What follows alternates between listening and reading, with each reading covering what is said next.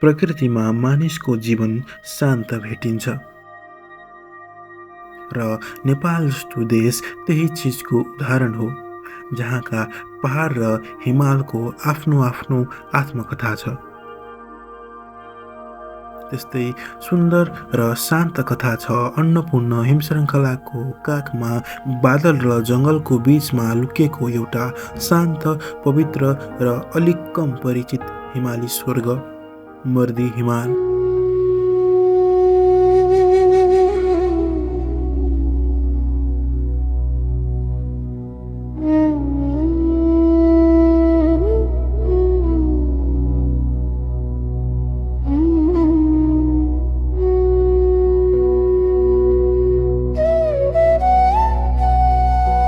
मर्दी हिमाल करिब समुद्री सतहबाट 5587 मिटर उचाइमा अवस्थित छ। माछापुच्छ्रे र अन्नपूर्ण साउथको छायामा मौन भएर उभिएको एक सुन्दर हिमाल हो मर्दी हिमाल। यो हिमाल त्यति चर्चामा छैन, तर पनि मानिसको अन्तरात्मासँग कुरा गर्ने क्षमता राख्दछ मर्दी हिमाल।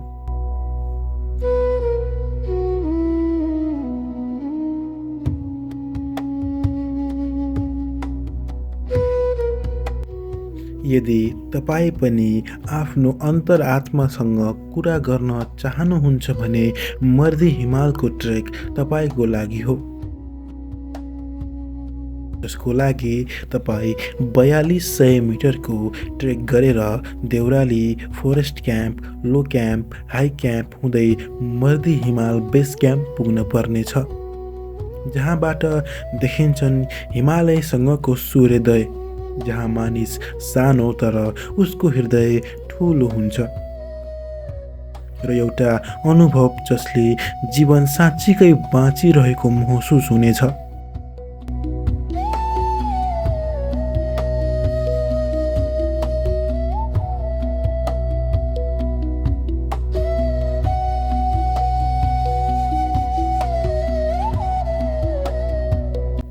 मर्दी हिमाल पुग्ने गन्तव्यमा तपाईहरूले सुन्दर हिमाल मात्र होइन, हरियाली र नेपालको राष्ट्रिय फूल लाले गुराँस पनि देख्नुहुनेछ, जसले थाकेका मन र गोडा दुवैलाई आराम दिनेछ।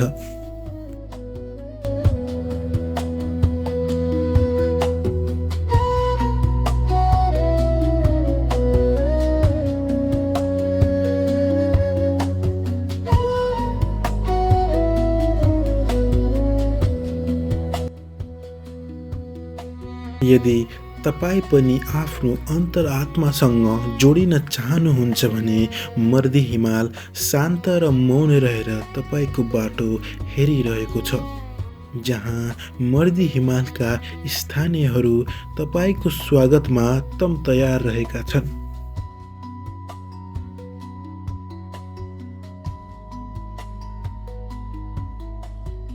मर्दी हिमालको ट्रेकले हामीलाई गहिरो पाठ सिकाउँछ। शान्ति सधैँ भिडमा हुँदैन। मर्दी हिमाल चर्चित हिमालय जस्तो भिडभाडमा छैन, किनकि साँचो शान्ति कहिलेकाहीँ एकान्तमा भेटिन्छ।